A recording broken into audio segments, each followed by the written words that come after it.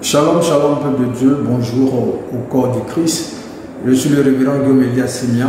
Je me tiens devant vous, peuple de Dieu, ce soir pour faire une observation concernant l'incapacité de l'Église à répondre aux besoins du monde en ce moment. Et l'aspect sur lequel je vais intervenir, ce n'est ni plus ni moins que la division au sein du corps du Christ qui désavantage gravement l'Église. Voyez-vous, un jour, l'apôtre Jean, qui revient de sa balade, fait un point au Seigneur Jésus-Christ. Il lui dit, Seigneur, nous avons arrêté deux individus qui étaient en train de faire des miracles en ton nom. Et Jésus lui pose la question de savoir, mais pourquoi tu agis ainsi? Il dit, parce que cela ne marche pas avec nous. Jésus dit, c'est au nom de qui donc il faisait ces miracles? Et l'apôtre lui dit que c'est en ton nom. Jésus va dire une chose, il va dire, qui n'est pas avec nous est contre nous.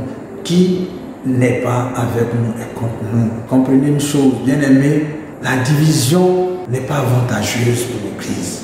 Nous avons perdu tellement de temps à nous lancer les pierres. Non, un tel est catholique, un tel est évangélique. Et le diable a pu mettre en place le nouvel ordre mondial qu'ils sont en train de nous imposer avec le Covid. Vous comprenez? Il y a un enjeu plus important que nos individualités. C'est Dieu qui va juger les individus. Jésus a énoncé un principe lorsqu'on l'a traité de démon de Belzébul. Il a dit, est-ce que Satan lui-même est divisé contre lui-même? Est-ce que Satan lui-même est divisé contre lui-même? Comprenez que si le monde des ténèbres est uni, pourquoi les enfants de Dieu ne sont pas unis? Si une personne prie Marie, prie une statue, est-ce que toi c'est ton problème? C'est toi qui es mort à la croix pour lui? C'est toi qui es mort à la croix pour lui? Pourquoi tu es en train d'enlever la paille qui est dans l'œil de ton voisin et que tu ne vois pas la poutre qui est dans toi-même tes yeux?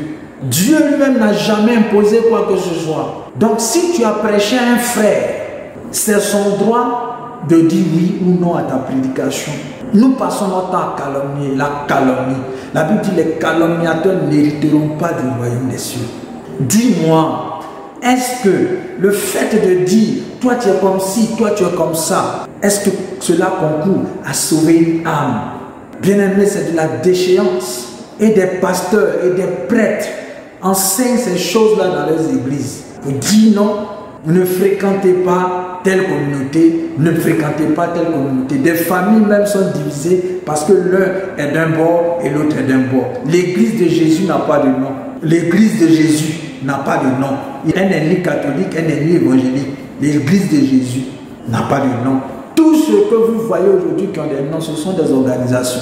Ce sont des organisations et la plupart fonctionnent comme des entreprises. Est-ce que vous comprenez? Vous êtes en train de vous tuer ici, alors que le combat est ailleurs. Alors que le combat est ailleurs. De tous les côtés, il y a des déviations. Que ce soit chez les évangéliques, que ce soit chez les catholiques, il y a des déviations. Il y a des déviations.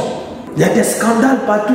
Dernièrement, on a vu un prêtre qui a couché avec deux prostituées sur l'autel. Aussi, on a vu des pasteurs qui ont été trempés dans des scandales aussi. Et vous restez là pour suivre des hommes au lieu de suivre Jésus-Christ. Ton pasteur ne va pas mourir pour toi. Ton prêtre ne va pas mourir pour toi. La communauté à laquelle tu appartiens ne va pas mourir pour toi. Quand Jésus va venir, il ne va pas juger les gens. Dieu ne va pas juger les gens en groupe. La question qu'il va te poser, est-ce que tu as concouru à ramener les brebis perdues à la maison de Dieu? Est-ce que tu as concouru à cela? Parce que c'est un commandement. Il dit, allez, faites de toutes les nations des disciples. Il n'a pas dit de faire de toutes les nations des catholiques ou des évangéliques. Bien aimé, le monde des ténèbres organisé. Les Illuminati sont organisés. Les francs-maçons sont organisés. C'est vous les petits qui perdez votre temps en train de dire n'importe quoi, en train de raconter des choses qui n'ont pas d'importance. Si tu n'arrives pas à voir ton frère comme ton frère, tu prétends aimer Jésus, tu prétends aimer Jésus, tu es un menteur, réponds-toi. Il faut que ça s'arrête à un moment donné. Depuis des siècles, non, vous êtes sur cette affaire des catholiques évangéliques. Tout ce qui est église est de Jésus. Tout ce qui est église est de Jésus. Parce que c'est lui qui a envoyé l'église sur la terre. Mais la différence, c'est le fondement. C'est le fondement. Toute église est bonne. Toute église est bonne. Mais c'est ce qu'on y enseigne qui n'est pas bon. Souvent. Bien-aimé, je voudrais que tu considères avec moi la grâce que Dieu t'a faite de te présenter Jésus. Tu l'as reçu, tu as été sauvé. Ne perds pas ton temps. Va sauver des vies. Va sauver des vies. Nous sommes en 2021. Lorsque nous regardons à l'horizon, les choses qui arrivent ne sont pas bonnes. Mais elles ne sont pas bonnes parce que l'Église est désunie. Elles ne sont pas bonnes parce que l'Église ne joue pas son rôle. Je suis moi aussi serviteur de Dieu. Je suis pasteur. Mais je suis contre ceux qui prêchent la division de l'Église. Je suis contre ceux qui prêchent à leurs fidèles de ne pas fréquenter d'autres personnes qui confessent Jésus. Vous êtes des sorciers. Vous êtes des sorciers. Jésus dit, soyez un comme le Père et moi, nous sommes un. Et toi, tu enseignes la division. C'est des choses que j'ai déjà entendues, que ce soit l'Église catholique, que ce soit l'Église évangélique. Il y a des gens qui ont dit ça. Bien aimé, aimer quelqu'un là, on ne trie pas sa nationalité ou son appartenance religieuse. Tu l'aimes bien, tu ne l'aimes pas. Tu l'aimes bien, tu ne l'aimes pas. Et si tu ne l'aimes pas, c'est que tu n'es pas de Christ. Parce que Christ, c'est l'amour. J'ai vu des pasteurs prêcher. Non, voilà, les chrétiens catholiques ne vont pas aller au paradis. Toi, tu es Dieu. C'est toi qui es Dieu qui décide qui va au paradis. Il dit, vous-même qui êtes en train de parler ça. Faites attention parce qu'au dernier jour, beaucoup parmi vous ne vont pas entrer au paradis. Chrétien, que tu sois catholique, que tu sois évangélique, ton fondement doit être Jésus-Christ. Ton fondement doit être Jésus-Christ. Lui seul. Lui seul. Oh, Jésus, c'est l'amour. Oh, Jésus, c'est l'amour. Je suis venu ce soir pour t'interpeller, pour que tu changes ton attitude vis-à-vis de ton frère. Bien aimé, je n'ai pas de problème à aller dans une église catholique. Je n'ai pas de problème à aller dans une église évangélique. Parce que dans ma pensée, il n'y a pas d'église évangélique, il n'y a pas d'église catholique. La Bible dit, quand Jésus-Christ, nous sommes devenus un. Ce n'est pas une réalité. C'est à cause de cela le faux prophète prospère dans l'église. Des personnes qui viennent s'asseoir là pour dire n'importe quoi et détourner le peuple de Dieu. Parce que les personnes même à qui Dieu a confié ses brebis sont en train de faire un autre palabre qui n'est pas leur palabre. Bien aimé, tu aimes la parole, mais tu ne l'aimes pas, ce n'est pas un problème. C'est la vérité. C'est la vérité. Celui qui ne prêche pas l'amour n'est pas de Christ. Celui qui ne prêche pas l'amour n'est pas de Christ. 1 Corinthiens 13. L'amour, c'est le fruit du Saint-Esprit. C'est le fruit du Saint-Esprit. L'amour, c'est le fruit du Saint-Esprit. Quand on dit le fruit du Saint-Esprit, c'est l'amour. L'amour a plusieurs déclinaisons.